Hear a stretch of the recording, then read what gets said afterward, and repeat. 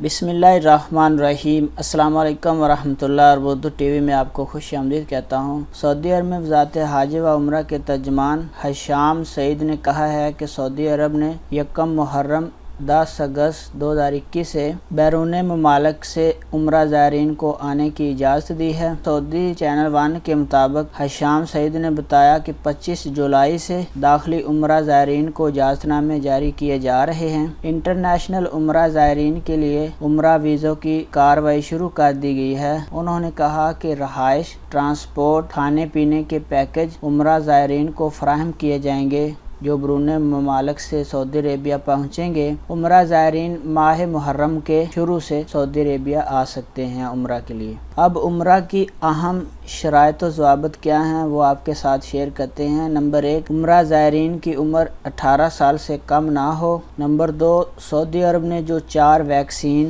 Approve کی ہیں جس کی منظوری دی ہے، فائزر، اسٹرازینکا، جانسن اینڈ موڈرنا سمیت 4 ویکسینوں کی جو منظوری دی گئی ہے، ان میں سے کوئی ایک ویکسین کی دونوں ڈوز لگوائی ہوں تو آپ سعودی عربیہ عمرہ کے لیے آ سکتے ہیں۔ وزارت حج و عمرہ کے ترجمان نے مزید کہا کہ کرونا وبا کے باعث بعض ممالک سے براہ راست عمرہ زائرین کی سعودی عرب آمد پر پابندی برقرار رہے گی، البتہ کسی ایسے ملک سے جس پر پابندی نہ ہو سفر کر کے اور وہاں 14 دن گزار کے، یعنی آپ 14 دن قرنطینہ کر کے عمرہ زائرین آ سکتے ہیں۔ وزارت حج و عمرہ کے ترجمان نے مزید کہا کہ پابندیوں کا مقصد انسانی صحت و سلامتی کا تحفظ ہے۔ سعودی عرب چاہتا ہے کہ عمرہ زائرین صحت و سلامتی کے ساتھ آئیں اور یہاں سے ان کی واپسی بھی صحت و سلامتی کے ساتھ ہو۔ ترجمان کا مزید کہنا تھا کہ SFDA کورونا کی مزید ویکسینوں کا جائزہ لے رہی ہے، مؤثر ثابت ہونے پر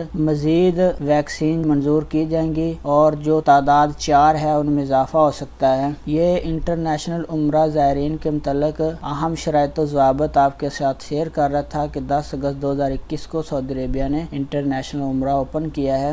جو اس کی اہم شرائط و ضوابط تھے وہ آپ کے ساتھ شیئر کیے۔ ویڈیو دیکھنے کا بہت بہت شکریہ۔ السلام علیکم ورحمۃ اللہ۔